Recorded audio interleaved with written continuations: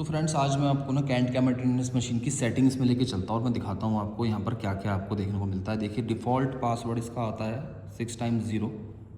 और उसके बाद आप यहाँ देखिए, ये सामने ये जो आपको ये कुछ अर्थ के जैसा ग्लोबल आइकन दिख रहा है, ये बेसिकली PIR सेंसर है। अभी इंटरनेट के साथ कनेक्टेड नहीं है मशीन, जैसे कनेक्ट हो जाएगी तो ये PIR सेंसर इसका एक्टिवेट हो जाता है। बैटरी की परसेंटेज, कनेक्टिविटी की बात करें, वाईफाई 4G सिम कार्ड आप लगा सकते हो और एक ईथरनेट केबल के साथ इसे कनेक्ट कर सकते हो। ब्राइटनेस बड़ा बेसिक सा ऑप्शन है। वॉल्यूम मशीन के टैबलेट की, और आप इसमें कोई वॉइस चाहते हो, मतलब ये गुड मॉर्निंग गुड आफ्टरनून बोले वॉइस के अंदर, और टोन में ये साउंड देगी बस आपको अलग अलग तरह के। रिकग्निशन मोड्स में देखिए, आप कंटिन्यूअस मोड वो होता है जहाँ पर कंपनी ये कहती है कि आप दिन में कितने भी पंच इन पंच आउट्स कीजिए, सिस्टम पहला पंच इन और लास्ट पंच आउट के बीच का आपको ऑप्शन देगी। और इन आउट मतलब single punch in single punch out, अगर 2 घंटे के बाद भी बंदे ने पंच आउट कर दिया तो फिर वो उसका उस दिन के लिए आउट हो गया।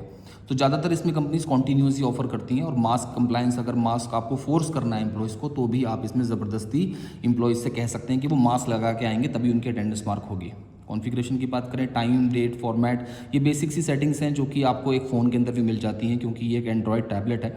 सो ये ही यहाँ पर इंटरवल बिटवीन 2 रिकग्निशंस, तो यहाँ भी आप टाइम सेट कर सकते हो कि अगर आप 5 सेकंड या 10 सेकंड के बीच में एक 5 सेकंड की ड्यूरेशन में कितना आप एक पंच चाहते हो। हालांकि इतना ही टाइम लगता है उसके अंदर। वर्किंग आवर्स, इसमें टाइम फॉर्मेट कितना है, अलर्ट की जो लैंग्वेज है, और इसके अलावा कैमरा इसका कौन सा होना चाहिए। रियर कैमरा भी है पर उसका कोई यूज़ नहीं होता।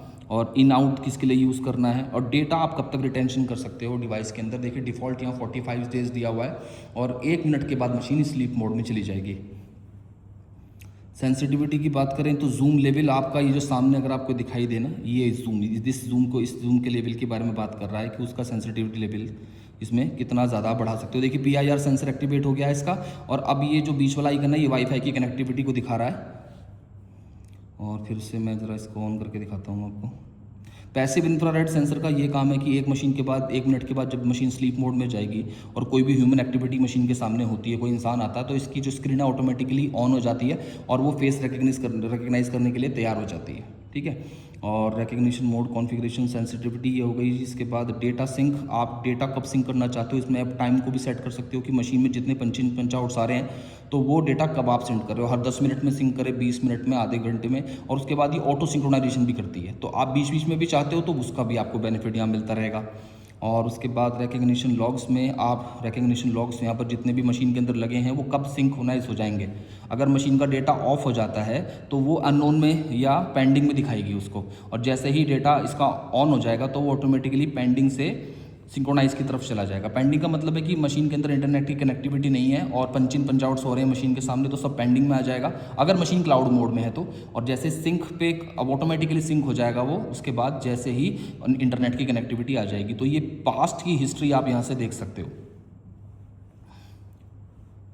इसके अलावा इसके अंदर ऐड एम्प्लॉयज़ को आप ऐड कर सकते हो। एक नया, अभी इंटरनेट की कनेक्टिविटी नहीं है इसलिए नहीं दिखा रहा है।